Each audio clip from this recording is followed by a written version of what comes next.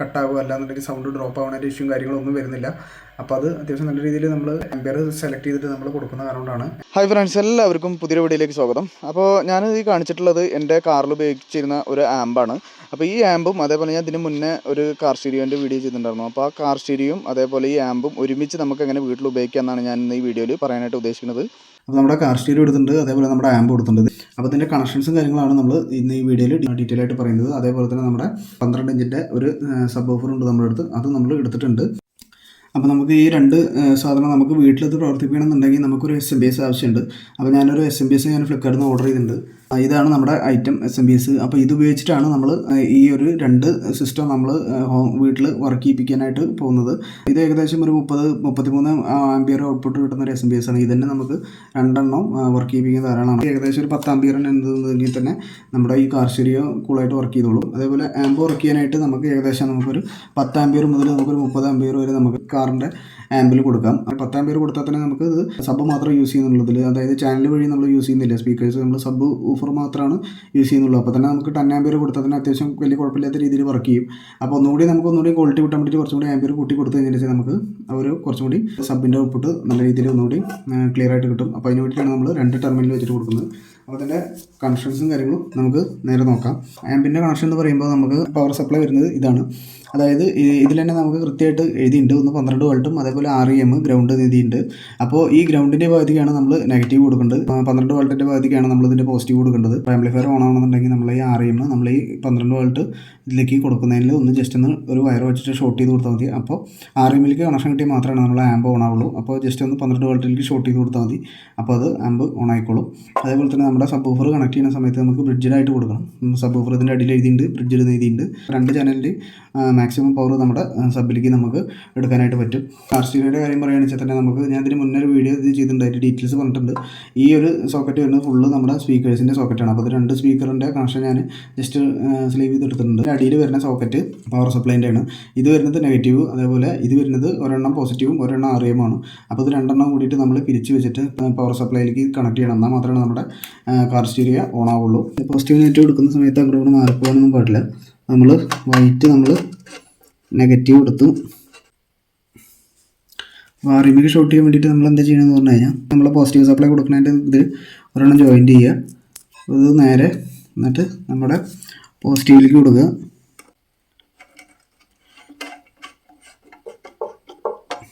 Positive കൊടുത്തിട്ടുണ്ട്.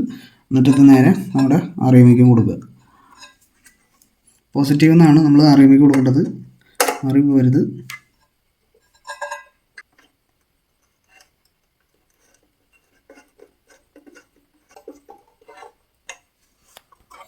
Power സപ്ലൈൻ്റെ connections ഫുള്ളായിട്ട് കഴിഞ്ഞു. ഇനി ശേഷം നമുക്ക് സബ് ഊഫറിൻ്റെ കണക്ഷൻ ബ്രിഡ്ജിലായിട്ട് കൊടുക്കാം.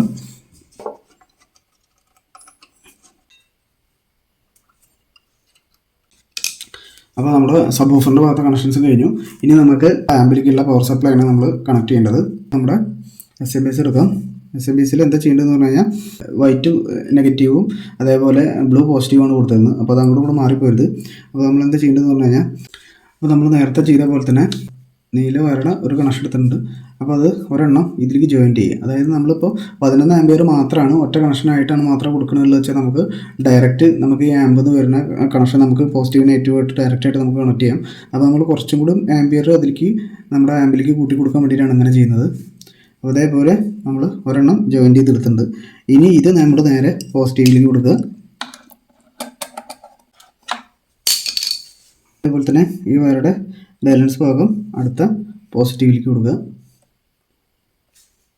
അപ്പോൾ ഇതിലേക്ക് നമ്മുടെ SMPSൻ്റെ 2 കണക്ഷൻ വന്നു. അപ്പോൾ ഓരോ കണക്ഷനിലും ഡിവൈഡ് ചെയ്തിട്ടാണ് ഇതിൻ്റെ ആംപിയർ ഉണ്ടാവുക. അപ്പോൾ ആംപിയർ കൂട്ടി കൊടുക്കാൻ വേണ്ടിയിട്ടാണ് നമ്മളിതേ രീതിയിൽ ചെയ്യുന്നത്. ഇപ്പോൾ പോസിറ്റീവിന് കിട്ടി, അതേപോലെ നെഗറ്റീവിന് നമ്മൾ ചെയ്യാം. അപ്പോൾ അത് ആമ്പ് ഓണാകാൻ വേണ്ടിയിട്ട് നമ്മൾ നെഗറ്റീവിൽ എടുത്തിട്ടുണ്ട്. അപ്പോൾ ഈ ഭാഗത്താണ് ഇതിൻ്റെ നെഗറ്റീവ് വരുന്നത്.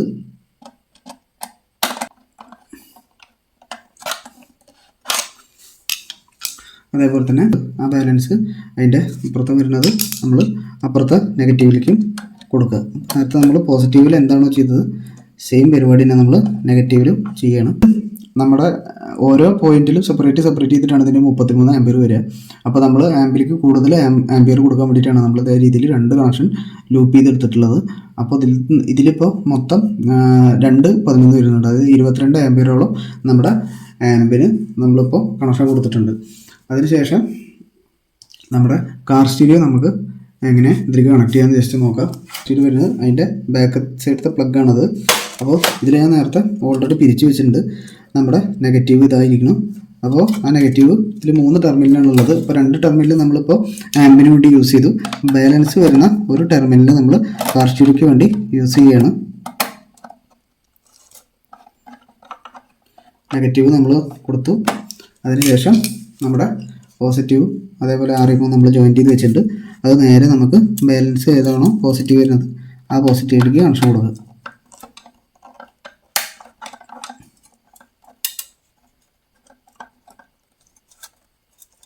ഇത്രയാണ് നമുക്ക് കണക്ഷൻസും കാര്യങ്ങളും വരുന്നത്. ഇത് നമ്മുടെ സ്പീക്കറിൻ്റെ കണക്ഷനാണ്. ഇത് നമ്മളൊരു സ്പീക്കറിലേക്ക് നമ്മൾ കണക്ട് ചെയ്യുന്നുണ്ട്. അപ്പോൾ നമ്മുടെ ആമ്പും അതേപോലെ നമ്മുടെ കാർ സ്റ്റീരിയോ നമ്മളിപ്പോൾ ഒരുമിച്ച് കണക്ട് ചെയ്ത് വെച്ചിട്ടുണ്ട്. ഇനി അതിനുശേഷം ജസ്റ്റ് ഒന്ന് നമുക്ക് പാട്ട് വെച്ചിട്ട് ജസ്റ്റ് ഒന്ന് നോക്കാം. കുറച്ച് നേരം നമുക്ക് പാട്ട് വയ്ക്കാം. സാധാരണ നമ്മൾ കാർ സ്റ്റീരിയോയിൽ നമ്മൾ വീട്ടിൽ ഉപയോഗിക്കുന്ന സമയത്ത് ഒട്ടുമിക്ക ആൾക്കാർ നമ്മൾ കമ്പ്യൂട്ടറിൻ്റെ SMS ഉപയോഗിച്ചിട്ട് നമ്മൾ യൂസ് ചെയ്യുന്ന സമയത്ത് കാർ സ്റ്റീരിയോ കുറേ നേരം കഴിയുമ്പോൾ അല്ലാന്നുണ്ടെങ്കിൽ സൗണ്ട് കൂട്ടുമ്പോൾ ഓഫായി പോകുന്നൊരു കംപ്ലയിൻറ്റ് കാര്യങ്ങളും പറയുന്നുണ്ട്.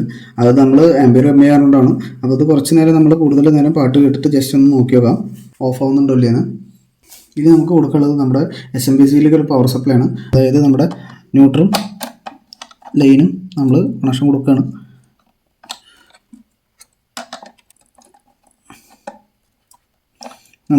ഞാനിപ്പോൾ ജസ്റ്റ് കാണിക്കാൻ വേണ്ടിയിട്ടാണ് ഇത്തരം രീതിയിലുള്ള വയറുകൾ ഉപയോഗിക്കുന്നത്.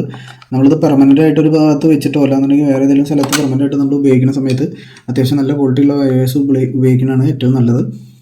അപ്പോൾ നമ്മുടെ കണക്ഷൻസും കാര്യങ്ങളൊക്കെ ഫുള്ളായിട്ട് കഴിഞ്ഞു. അതിനുശേഷം നമുക്ക് ജസ്റ്റ് ഒന്ന് SMS ഒന്ന് ജസ്റ്റ് ഒന്ന് ഓണാക്കിയിട്ട് നമുക്ക് നോക്കാം. എവിടെയും ഒരെണ്ണം വേറെ ടെർമിനലിൽ തമ്മിലൊന്നും ടച്ചും കാര്യങ്ങളൊന്നും ഇല്ലല്ലോ എന്ന് ജസ്റ്റ് ഒന്ന് ആദ്യം നമ്മൾ നോക്കണം. അതിന് ശേഷമാണ് നമ്മൾ പവർ കൊടുക്കാൻ വേണ്ടി പാടുള്ളൂ. ഇപ്പോൾ ഞാൻ പവർ സപ്ലൈ ഓണാക്കിയിട്ടുണ്ട്. ഇവിടെ കണ്ടില്ലേ ഒരു ഇൻഡിക്കേഷൻ വരുന്നുണ്ട്. നമുക്ക് നമ്മുടെ ആമ്പ് ഓണായണോ ജസ്റ്റ് നോക്കാം. ഇതാ നമ്മുടെ ആമ്പിൻ്റെ ഓണായി കിടക്കുന്നുണ്ട്. ഓണാക്കാം.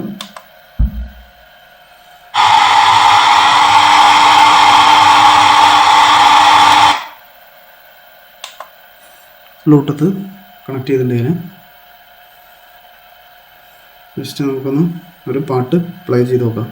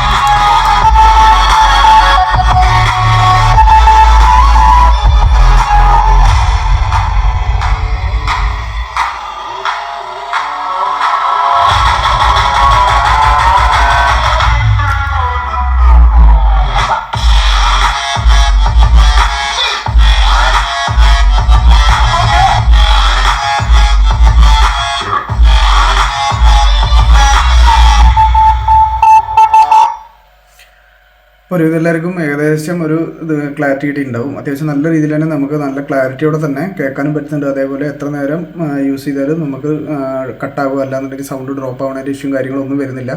അപ്പോൾ അത് അത്യാവശ്യം നല്ല രീതിയിൽ നമ്മൾ ആംബിയർ സെലക്ട് ചെയ്തിട്ട് നമ്മൾ കൊടുക്കുന്ന കാരണമാണ്. ആംബിയർ കമ്മിയാണെന്നുണ്ടെങ്കിൽ നമുക്ക് ആ ഒരു നമ്മൾ കട്ട് ഓഫ് ആവുന്നതിൻ്റെ അതേപോലെ ക്ലാരിറ്റീൻ്റെ ഇഷ്യൂസും കാര്യങ്ങളൊക്കെ വരും.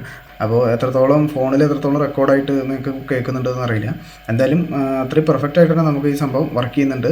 അപ്പോൾ എങ്കിലും കാറിലൊക്കെ ഉപയോഗിക്കുന്ന ആംപ്ലിഫയറും അതേപോലെ കാർ സ്റ്റീരിയൊക്കെ വെറുതെ ഇരിക്കുന്നുണ്ടെന്നുണ്ടെങ്കിൽ നമുക്ക് ഇതേ രീതിയിൽ വീട്ടിൽ തന്നെ നമുക്ക് ഉപയോഗിക്കാം.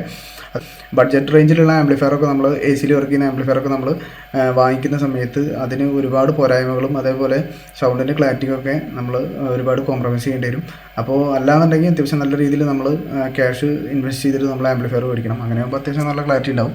ഇല്ല നമ്മൾ ബഡ്ജറ്റ് കുറച്ച് കമ്മിയാണെന്നുണ്ടെങ്കിൽ ഇതേ രീതിയിൽ നമ്മൾ ചെയ്യുന്നതാണ് ഏറ്റവും നല്ലത്. അപ്പോൾ ഇതേ രീതിയിലാണ് നമ്മുടെ കാർ സ്റ്റീരിയോയും അതേ രീതിയിൽ തന്നെ നമ്മുടെ കാറിൽ ഉപയോഗിക്കുന്ന നമ്മൾ ആംപ്ലിഫയർ നമ്മൾ വീട്ടിൽ സിമ്പിളായിട്ട് ഇതേ രീതിയിൽ നമുക്ക് ഉപയോഗിക്കാം. അപ്പോൾ നമുക്കൊരു SFBS ഉണ്ടായാൽ മാത്രം മതി.